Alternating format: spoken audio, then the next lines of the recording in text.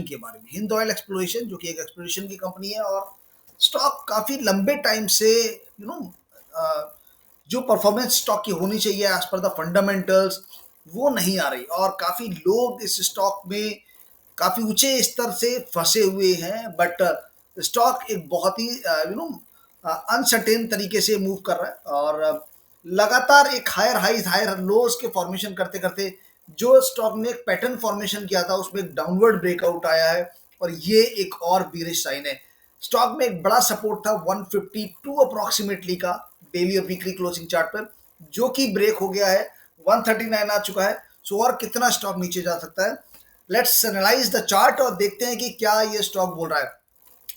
देखिए, कभी भी किसी भी स्टॉक में बेसिकली जब भी हम एनालिसिस की बात करते हैं तो सबसे पहला हमारा काम होता है ये देखना कि जो पैटर्न फॉर्मेशन है किसी भी स्टॉक का, जो प्राइमरी ट्रेंड का फॉर्मेशन है, वो किस तरीके का बन रहा है, या किस तरीके की साइकिल और किस फेज में वो स्टॉक इस वक्त फिलहाल ट्रेड कर रहा है। तो उसको जानने के लिए हमें स्टॉक में कुछ पैटर्न फॉर्मेशन देखने पड़ते हैं, जहां पर ये देखना पड़ता है कि स्टॉक का जो साइकिल है वो क्या चल रहा है, और हम उस साइकिल में किस जगह पर किस पोजीशन पर हम वहां पर खड़े हुए, उसके हिसाब से आप डिसीजन मेकिंग कर सकते हैं कि भाई ठीक है, यहाँ पर स्टॉक में क्या बाइंग बनता है नहीं बनता है, सेलिंग बनता है नहीं बनता है, तो वो सारी चीजें स्टॉक में अगर देखेंगे तो आप किस तरीके से बाजार ने यहाँ पर एक समय था जब लगभग सितंबर 2009 की बात कर रहे हैं, वीकली चार्ट है, वहां से स्टॉक ने पीक बनाया था, और ये पीक आप देखेंगे 361 अप्रोक्सीमेटली 361 62। उसके बाद स्टॉक लगातार डाउनवर्ड ट्रेंड में रहा। डाउनवर्ड में रहने के बाद आप देखेंगे बॉटम बेस कहीं ना कहीं स्टॉक का बनता हुआ नजर आया, और लगभग 22 रुपए 25 रुपए के आसपास का ये वो समय था जब 2020 में स्टॉक ऑलमोस्ट अपने उसी लो के लेवल के आसपास आया। हालांकि थोड़ा सा ऊपर रहा, 34 35 रुपए के आसपास आया। यहाँ पर वो समय था जब बड़े इंस्टीट्यूशंस ने, बड़े लोगों ने अपनी पोजीशन को बनाया। उस समय चूंकि पैनिक समय था, तो जो नॉर्मल रिटेल इन्वेस्टर था वो पैसा नहीं लगा रहा था, तो जो बड़े लोग थे, इंस्टीट्यूशंस थे, जिनका फंड ऑलरेडी पड़ा हुआ था, उन्होंने ये 35 रुपए के आसपास खरीदना शुरू किया, और स्टॉक धीरे धीरे जैसे जैसे मार्केट रिकवर हुआ 2020 मार्च के बाद स्टॉक भी अपने हाई छूता रहा, और लगातार बाजार ने देखिए आपने हाई लगाया, फिर एक लो लगाया, प्रीवियस लो से ऊपर था, फिर एक हाई लगाया, फिर लो, और ये कंजेशन जोन में जाता जाता फिर एक हाई लगा के पीक बना के लगभग 285 अप्रोक्सीमेटली का हाई लगा के स्टॉक अब नीचे की तरफ। तो अब अगर नॉर्मल चार्ट की तरफ देखेंगे तो मुझे लगता है कि काफी लोगों को लगेगा कि यार कि कहाँ पर इसमें हमें एंट्री लेनी चाहिए, कहाँ पर एग्जिट लेना चाहिए, किस तरीके का फॉर्मेशन है। तो मैं बताता हूँ कि देखिए फॉर्मेशन किस तरीके का इस काउंटर के अंदर बन रहा है, और आप कहाँ पर एग्जिस्ट कर रहे हैं इसमें। तो सबसे पहले बहुत सिंपल होता है कि हम ये देखते हैं कि जो प्राइस है वो मूविंग एवरेजेस के नीचे है या ऊपर है, क्योंकि अगर प्राइस मूविंग एवरेजेस के नीचे है देन जो ट्रेंड है वो वीक होता है, और अगर प्राइस मूविंग एवरेजेस के ऊपर है तो ट्रेंड स्ट्रांग होता है, यानी कि बुलिश होता है। तो फिलहाल अगर देखेंगे 20 डे और 50 डे दोनों ही मूविंग एवरेजेस के नीचे प्राइस चल रहा है, दैट मीन्स कि stock in the bearish zone.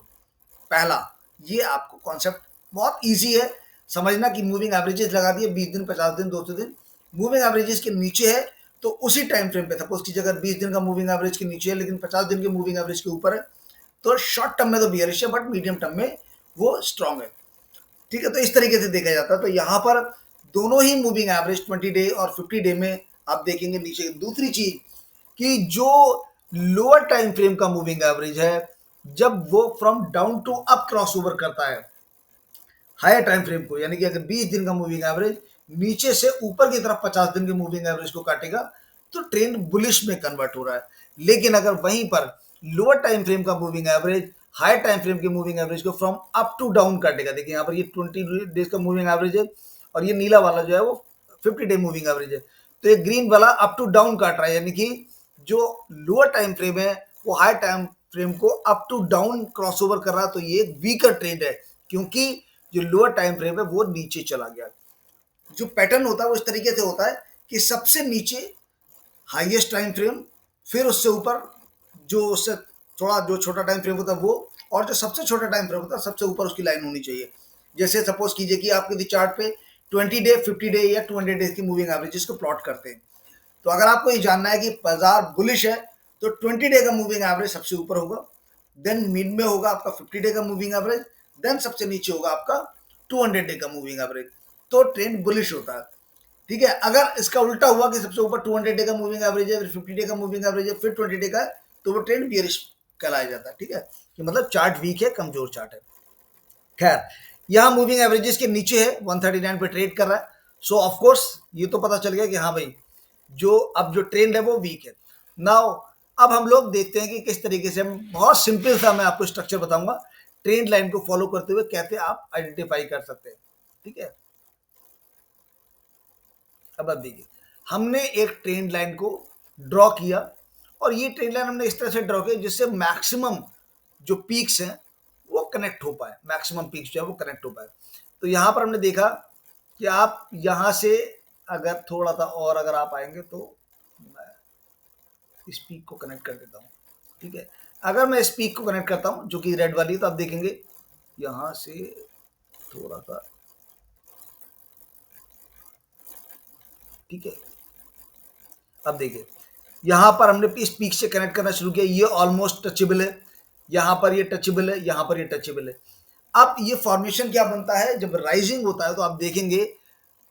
Higher highs के फॉर्मेशन हो रहा है, and this is kind of parabolic wedge का फॉर्मेशन है। पैराबोलिक वेज जहां पर लगातार 3 हाइज बनते हैं, first high, second high and third high. और थर्ड हाई पे आप देखेंगे जब भी आप हाई बनने के बाद बाजार में इस तरीके का एक बियरिश पैटर्न बनता है, तो वहां से आपको एक फॉल मिलना स्टार्ट होता है। वो एक साइन होता है कि ये कमजोर है, लेकिन वहां पर हमें टाइम टू टाइम डिफाइन करना, देखना पड़ता है कि क्या ये वहां से रिवर्सल ले सकता है as per the market condition. कई बार स्टॉक ने रिवर्सल की कोशिश की, लेकिन अल्टीमेटली स्टॉक वीकर जोन में था, और वहां से स्टॉक एक बहुत शार्प तरीके से नीचे की तरफ आया। यहां पर अगर हम यहां से देखेंगे कि इसका हमने एक पैरेलल लाइन खींचा, तो आप देखिएगा यहां से अगर मैं यहां से ड्रॉ करता हूं तो दिस वन। तो अब मैंने यहां से देखा कि भाई ठीक है, मैं अगर कोशिश करता हूं कि भाई इसके जो ट्रेडिंग रेंज, जो ट्रेंड लाइन है, और जो जो हमारी एक पैरेलल उसके लाइन जो हम खींचते हैं, जहां से हमें उसके चैनल का आइडिया पता चलता है, तो ये इंडिकेशन देता है कि भाई अब अगर मैं यहां से एक और ड्रॉ कर दूं, अब देखिए ये वाले लो से मैं अगर इस वाले लो को कनेक्ट करूं, तो आप देखेंगे कि किस तरीके से जो डाउनसाइड ब्रेकआउट है वो यहां पर हुआ था। देखिए ये लेवल पे अगर डाउनसाइड ब्रेकआउट हुआ था जब वो 185 के नीचे क्लोजिंग दिया, और लगातार मूविंग एवरेजेस के नीचे प्राइस ट्रेड कर रहा है। यहां से पुल बैक किया, ट्राई किया, लेकिन 50 पीरियड मूविंग एवरेज पे जाके रेजिस्टेंस किया, एंड बाजार नीचे इस रेजिस्टेंस लाइन के भी नीचे जा चुका है 139 के प्राइस पे। नाउ नेक्स्ट सपोर्ट जो रहेगा हिंद ऑयल एक्सप्लोरेशन का, वो समवेयर अराउंड जो प्रीवियस लो है, बिग बिग लो, वो लगभग 117 रुपए 115 रुपए के आसपास का है। तो क्या हिंद ऑयल एक्सप्लोरेशन 120 को अप्रोच करने जा रहा है? क्योंकि आप कहां पर खड़े हैं चार्ट पे, तो आप खड़े हैं डाउनवर्ड ब्रेकआउट में। इस ट्रेंड लाइन जो पैरेलल ट्रेडिंग रेंज लाइन थी, ये ट्रेंड लाइन थी, और ये ट्रेंड लाइन थी, और ये ट्रेडिंग रेंज लाइन थी। तो इस लाइन को आप देखेंगे डाउनवर्ड ब्रेकआउट किया है,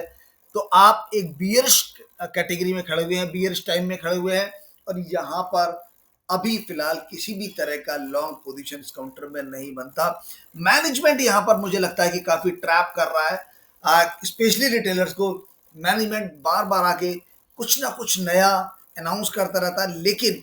जैसे ही नंबर्स का समय आता है, रिजल्ट्स का समय आता है, कुछ ऐसे काम होते हैं, इनके कोई प्लांट शटडाउन हो जाते हैं, मैनेजमेंट किसी भी तरह का एक यू नो कुछ ऐसी नेगेटिव खबर लेके आता है कि जिसकी वजह से जो प्राइस आफ्टर स्ट्रॉन्ग नंबर्स के बाद भी शूट अप करना चाहिए, वो नहीं बढ़ता है। तो क्या मैनेजमेंट या कंपनी के प्रमोटर्स प्राइस को मैनिपुलेट कर रहे हैं? क्या जबरदस्ती इसके प्राइस को नीचे रखा जा रहा है? ये कहना फिलहाल मुश्किल है, लेकिन जिस तरीके का ये चार्ट है, अगर हम इस तरीके से अगर बात करते हैं कि हम भाई ये प्राइस चार्ट को देख के बात करें, तो फिलहाल अवॉइड करना चाहिए इस काउंटर को, क्योंकि ये स्टॉक काफी वीक जोन में चल रहा है। ऑलरेडी इस स्टॉक ने अपने सभी लेवल्स को ब्रेक कर दिया है, एंड यहाँ पर अगर मैं लॉन्ग टर्म चार्ट की भी बात करता हूँ, और अगर मैं यहाँ पर आपको लॉन्ग टर्म चार्ट ड्रॉ करके दिखाऊंगा ट्रेड लाइन के थ्रू, तो आप देख पाएंगे यहाँ से, क्योंकि बहुत क्लैरिटी होनी चाहिए जब आप निवेश करने जा रहे हैं। ये अलग बात है कि एक अच्छे चार्ट के बाद भी आपका प्राइस नीचे गिर जाता है, वो एक अलग बात है, लेकिन एक खराब चार्ट होते हुए उसमें निवेश करना वो एक समझदारी नहीं है। यहाँ पर अगर हम मंथली चार्ट की बात करेंगे तो आप देख सकते हैं कि ऑलमोस्ट यहाँ पर अपने बॉटम एंड पे 139 पे वीकली चार्ट पर ब्रेकआउट दे चुका है, लेकिन मंथली चार्ट पर अभी भी ये आप देखेंगे कि कहीं ना कहीं अभी कुछ गुंजाइश बाकी है। क्या यहाँ से रिकवरी मिलेगी? अगर हाँ, तो उसके लिए आपको इंतज़ार करना पड़ेगा, और अगर नहीं तो मुझे लगता है ये नेक्स्ट मंथ में यहाँ ब्रेकआउट करेगा। तो आपको देखना है 155, मैंने आपको पहले भी बोला था 155 एक बहुत इंपॉर्टेंट, 153 से 155 आप मान के चलिए बहुत ही इंपॉर्टेंट सपोर्ट बेस था, वो टूटा तो वही सपोर्ट एक इंपॉर्टेंट रेजिस्टेंस बन चुका है। तो नाउ चूंकि अब 154 एक अच्छा स्ट्रॉन्ग 154 या 155 अब जो भी मान लीजिएगा, कंजर्वेटिव प्लस माइनस 2 पॉइंट और ले सकते हैं, उसके ऊपर का वीकली या मंथली, डेली नहीं, डेली बहुत फ्लक्चुएटिव होता है अगर आप इन्वेस्टमेंट के पॉइंट ऑफ व्यू से जा रहे हैं, वीकली या मंथली चार्ट पे क्लोजिंग आएगा तब वहां से ट्रेंड रिवर्सल आपको देखने को मिलेगा। अदरवाइज क्या होता है, जब भी राइजिंग चैनल होता है, चूंकि ये राइजिंग चैनल है तो 75% चांसेस होते हैं डाउनवर्ड ब्रेकआउट के और 25% चांसेस होते हैं अपवर्ड ब्रेकआउट के। तो यहाँ पर ये राइजिंग चैनल बन रहा है, तो क्या बाजार डाउनवर्ड ब्रेकआउट करेगा, और अगर करेगा तो क्या 120 या उससे नीचे के लेवल्स आपको हिंद ऑयल में देखने को मिलेंगे? आने वाले दिनों में बहुत जल्दी क्लियर हो जाएगा ये, बट इस चार्ट के माध्यम से मैंने आपको बताने की कोशिश की है कि फिलहाल आप किस जगह पर स्टैंड कर रहे हैं, और इस जगह पर फिलहाल के लिए अभी फ्रेश पोजीशन नहीं बनती है। 155 के ऊपर का क्लोजिंग अगर मिलता है, स्टॉक में रिकवर करता है, देन फ्रेश इन्वेस्टमेंट के लिए आप देख सकते हैं शॉर्ट टू मीडियम टर्म के लिए। बट मुझे लगता है कि स्टॉक में थोड़ी और गिरावट या थोड़ा और दबाव अभी बाकी है। मिलते हैं अपने नेक्स्ट वीडियो में, तब तक के लिए अगर ये वीडियो आपको पसंद आए तो मुझे जरूर कमेंट सेक्शन में बताइएगा, अपने फीडबैक्स हमें जरूर शेयर कीजिएगा। आपके फीडबैक्स बहुत इंपॉर्टेंट है, क्योंकि उस समय पता चलेगा कि हमें किस तरीके की वीडियोस आपके लिए तैयार करने हैं, किस तरीके के चार्ट्स एनालिसिस आप चाहते हैं, किसी भी पर्टिकुलर स्टॉक पे आप चाहते हैं या बाजार को लेके चाहते हैं। मिलते हैं अपने नेक्स्ट वीडियो में। इस चैनल को लाइक, शेयर और सब्सक्राइब करना बिल्कुल मत भूलिएगा दोस्तों, जिससे कि आपको आने वाले वीडियोस के नोटिफिकेशन मिलते हैं। और साथ ही साथ अगर आप मेरे प्रीमियम ग्रुप को ज्वाइन करना चाहते हैं तो आप डिस्क्रिप्शन बॉक्स में मेरा नंबर है, वहाँ पर आप मुझे टेलीग्राम पे कांटेक्ट कर सकते हैं, कमेंट सेक्शन में भी आप डाल सकते हैं, मैं आपको अपने प्रीमियम ग्रुप में ऐड करूँगा। थैंक यू, मिलते हैं अपने नेक्स्ट वीडियो में, तब तक के लिए नमस्कार दोस्तों, थैंक यू सो मच।